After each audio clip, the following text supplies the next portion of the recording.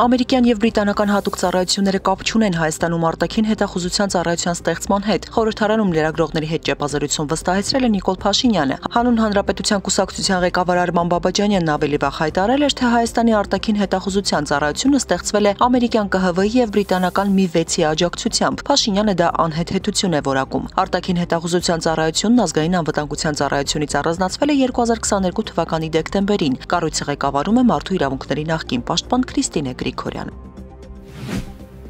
Արցախի դեմ Ադրբեջանի սանձազերծած 44-օրյա պատերազմի հանգամանքներն ուսումնասիրած խորհրդարանական քննիչ հանձնաժողովի զեկույցին հասանելիություն կտրվի որոշ կառույցների։ Խորհրդարանում հայտարարել է հանձնաժողովի նախագահ Անդրանիկ Քոչարյանը։ 16000 էջից բաղկացած նյութերն ուսումնասիրելու եւ որոշումներ կայացնելու հնարավորություն կունենան Գլխավոր դատախազությունը, ազգային անվտանգության ծառայությունը, պաշտպանության նախարարությունը։ Մայրաթորի հայեցակարգային գրասենյակի պատասխանատու հայր Ռուբեն Վարդապետ Զարգարյանն այսօր քննչական կոմիտե է հրավիրվել հարցաքննության։ Նա լրագրողներին ասել է տեղյակ չէ թե ինչու։ Հայր Ռուբենի խոսքով Տեր-Նաթան arczepiskopos-ի մասնակցությամբ ձայնագրության մեջ իր անունը չի հնչել։ Նաև վստահեցնում է, որևէ քահանայի չի հորդորել մասնակցել ընդդիմության ցույցերին։ Այսօր ավելի վաղ հայտնի էր դարձել, որ Մայրաթոր Սուրբ Էջմիածնից եւ Արագածոտնի թեմից 8 հոգեվորականի կանչել են քննչական կոմիտե Նաթան Սրբազանին առնչվող ձայնագրության հետ կապված քրեական վարույթի շրջանակում։ Այս պահին հոգեվորականները վկայի կարգավիճակ ունեն։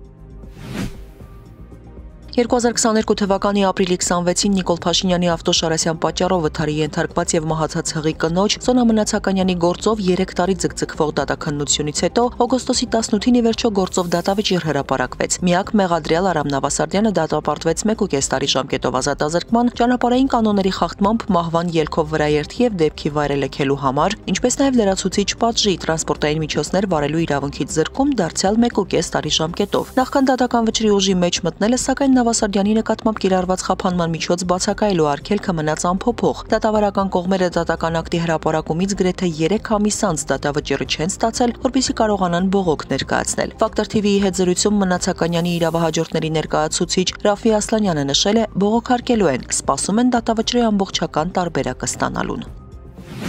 Վրաց-ադրբեջանական սահմանին թուրքական ռազմական օդանավի կործանումից հետո 19 թուրք զինվորականների մարմինները հայտնաբերվել են, եւս մեկի դիակի որոնողական աշխատանքները շարունակվում են։ Թուրքիայի նախագահ Ռաջեփ Թայիպ Էրդողանը հայտարարել է, որ միջադեպի բոլոր հանգամանքներն ու պատճառները պարզելու համար մանրակրկիտ քննություն կանցկացվի։ Բացի այդ հայտնաբերվել է կործանված օդանավի սև արկղը։ Ադրբեջանից Թուրքիա մեկնող ռազմական օդանավում 20 մարդ է եղել, անձնակազմի 4 անդամ եւ Թուրքիայի ռազմաօդային ուժերի 16 սպա։